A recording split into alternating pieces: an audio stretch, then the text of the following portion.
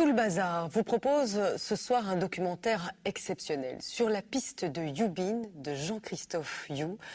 Yubin, Jean-Christophe, c'est votre grand-père chinois, arrivé peu après la Première Guerre mondiale en Belgique. Alors on peut dire que c'est une fresque familiale que vous nous dressez, en même temps une fresque historique, une véritable plongée dans le temps où on découvre en même temps la Première Guerre mondiale, l'arrivée de Chinois en France, la montée du communisme, la fin du communisme. C'est une mine de renseignements. C'est une page d'histoire, c'est le XXe siècle en histoire, écrite, enfin reconsidérée à partir effectivement de la vie personnelle de mon grand-père, mais aussi de mon père, quelque part de la famille. Ça veut dire qu'in fine, le film n'est pas un film intimiste comme on pourrait le croire. Il ne s'agit pas seulement de Yubin tout seul, mon grand-père, que j'ai appris à aimer maintenant que je connais sa vie, après avoir découvert ses lettres. À travers lui, ce qui m'intéresse, c'est l'histoire du XXe siècle. On l'adore aussi. Après avoir vu le film, on ne peut que l'aimer. Mais c'est devenu un personnage charnel pour moi dans la mesure où j'ai compris son état d'esprit. J'ai lu son courrier, une lettre, c'est extraordinaire, une lettre. Hein. On entre vraiment dans l'intimité d'une personne. En relisant, en découvrant les lettres de mon grand-père, offertes par mon père quelques années avant de mourir, j'ai découvert une personne qui, pour moi, n'était plus une abstraction. L'abstraction que j'avais appris à connaître quand j'étais enfant, c'était devenu quelqu'un en chair et en os, si je puis dire. Et à travers ces lettres, je me suis rendu compte à quel point je pouvais reconsidérer l'histoire de la Chine, l'histoire du XXe siècle, l'histoire de l'Europe aussi, quelque part, d'une manière complètement différente. Ce n'était plus seulement l'histoire de manière abstraite non plus, des grandes considérations philosophiques ou politiques, ça devenait quelque chose de beaucoup plus intéressant pour moi. Un échange entre l'un et l'autre, entre le personnel et le collectif, entre le collectif et le personnel. Donc, ce n'était pas du tout un film nombriliste, vraiment pas. Pas du tout, je confirme. C'est un film général, un film qui est destiné à interpeller le collectif de manière générale. Je vous propose, Jean-Christophe, de regarder cet extrait, de permettre au public d'imaginer la suite, parce que c'est assez fabuleux quand même, de partir que de quelques lettres et d'arriver à un film aussi bien mis en image. On regarde un extrait. Qui était-il? Comment? Pourquoi est-il venu en Europe? Quels étaient ses rêves? Il y a peu, je partais alors à la recherche des traces de Yubin, en France, en Belgique, prêt à confronter les réalités de l'histoire à l'imaginaire chinois de mon enfance. Je poursuivais ainsi ce voyage qu'avait alors fait Georges, mon père, en 1987, année où il fut envoyé en Chine par la télévision belge. Pour la première fois de sa vie, il s'était rendu dans le pays de ses ancêtres, dans le pays de son père. Au fond, l'un et l'autre, lui comme moi, étions dans une même recherche.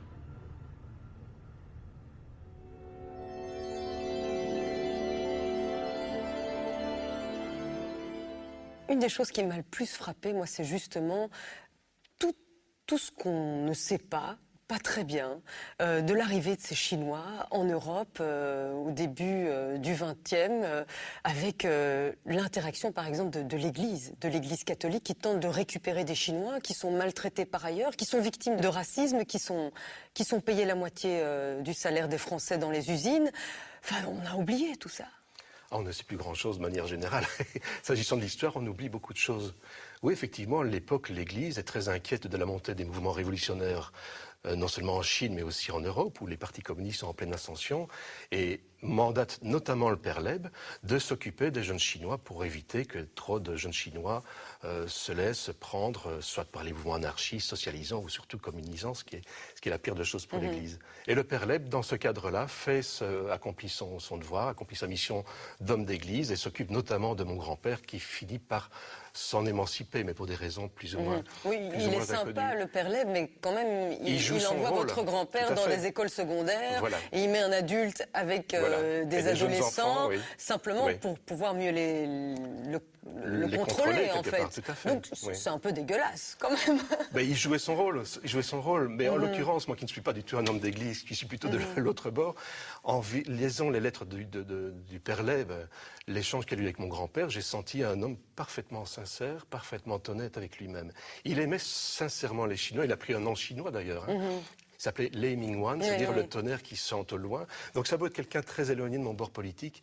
J'en ai malgré tout beaucoup. Je nourris quand même beaucoup d'affection pour cet homme-là. Votre grand-père, quand même, heureusement, s'échappe de ce collège où il est mis avec des enfants, où il n'apprend pas grand-chose d'ailleurs. Il s'en plaint à plusieurs reprises. Et il débarque à Liège. Ça, c'est un peu Mais le but du incongru jeu, quand même. Le but du jeu, si je puis dire, la raison de sa présence en Europe était de faire des études.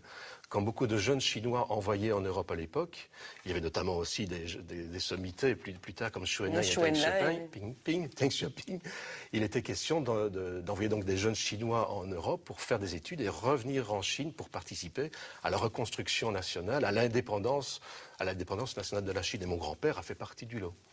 Et dans ce cadre-là, il cherche pendant longtemps des universités en France pour faire des études, notamment d'ingénieur. Il interpelle le père Lay pour dire « envoyez-moi dans une école, je vais apprendre les mathématiques, je vais faire des études d'ingénieur ». Il ne trouve pas, il s'échappe du giron du père Lay en l'occurrence, et il aboutit d'abord à Louvain, puis il aboutit à Liège, qui était à l'époque quand même d'une certaine renommée.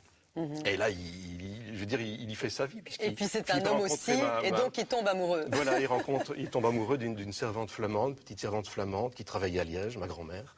Voilà, et puis ils ont un enfant quelques années plus tard. Qui sera votre papa? Qui sera mon papa? Merci Jean-Christophe Yu. On regarde tout de suite Sur la piste de Yubin.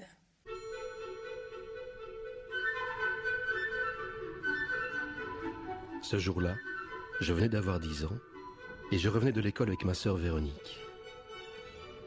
Arrivés devant la maison, nous avons aperçu quelques voitures de grand style ainsi qu'une présence policière.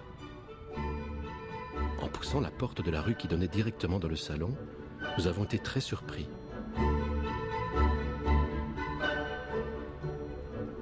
Mes souvenirs sont confus, mais je ressens encore cette forte impression que nous eûmes en découvrant, assis, un grand cercle de Chinois en discussion avec notre père.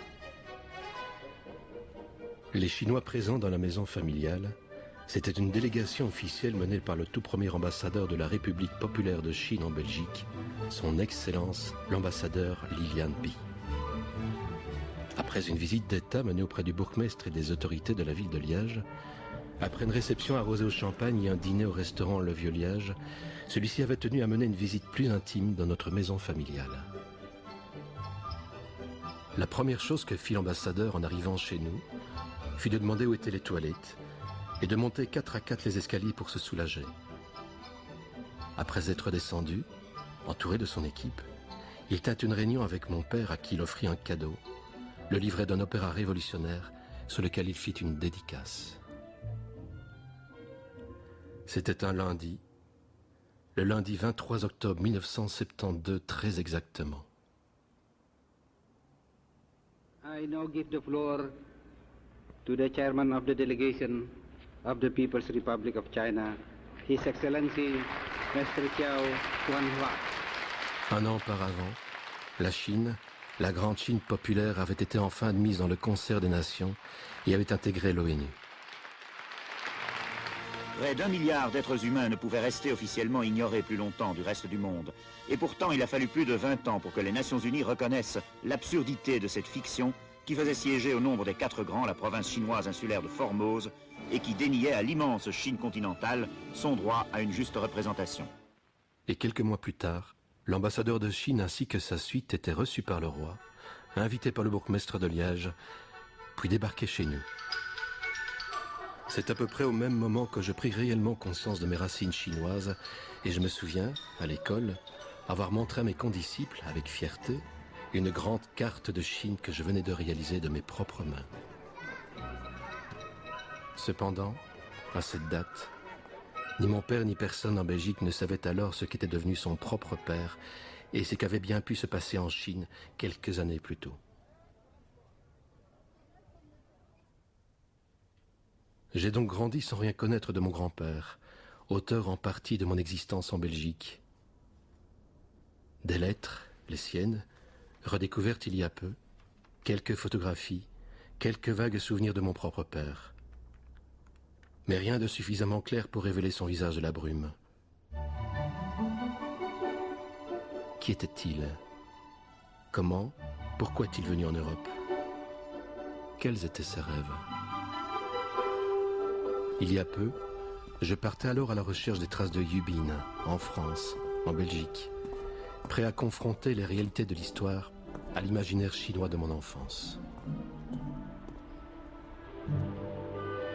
Je poursuivais ainsi ce voyage qu'avait alors fait Georges, mon père, en 1987, année où il fut envoyé en Chine par la télévision belge.